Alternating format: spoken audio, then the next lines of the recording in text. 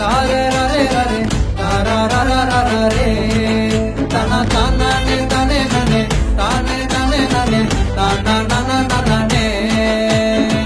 Bible படிக்கணும், வசனம் கேட்கணும், அதன்படி வாழ்ந்து காட்டணும். சர்ச்சுக்கு போகணும், சாத்தா இருக்கணும், வசனத்தை வாழ்ந்து காட்டணும்.